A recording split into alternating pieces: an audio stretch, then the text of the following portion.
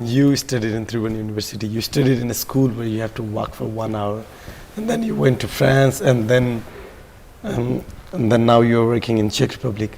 What differences have you found in these different institutes, and what's the difference between the university in Nepal and in Czech Republic right now?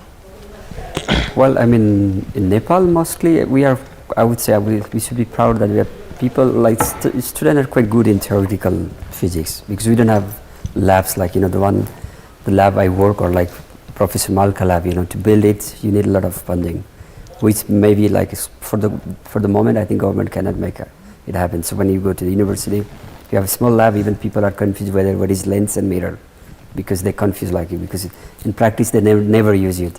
But in theory, they, you know, like we studied quite hard, at least until the time when I was here, and even later. This, you know, there is quite a lot of motivation on that. But when you go to the Western countries and they have everything's well, you know, established, the laboratory, because they spend a lot of time. You know, this is like hundreds of years of research. And what I found more interesting in the Western part, like in Europe, like in France when I was there, and also now in Czech Republic, the government is supporting a lot in the research, because Europe is sort of, what I felt is like Europe is the center, or like Europe is built for the research. You know, every country you see the research institute, and they get a lot of funding, and you know, they have infrastructure to do that. So at the beginning when I joined the project, like in the PhD, so it was kind of, I did second master in France in astronomy and astrophysics. But at the time I hear like, you know, there is a laboratory astrophysics, and it was like trigger my mind, what is like, how can you do something in lab? Like, you know, something from the space, like, you know, because we thought that in astrophysics is like big galaxies, and you know, you discuss about the big stars, quasar and everything. And when I discussed with the professor, she just told me, hey, we do this one.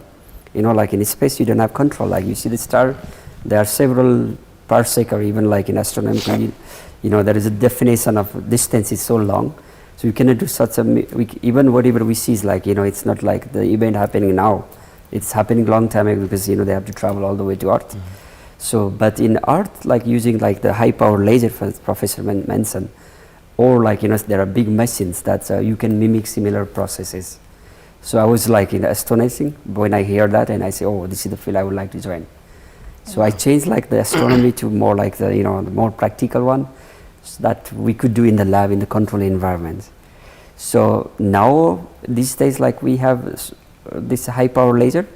This is like maybe Professor will tell you more about the laser, how it works.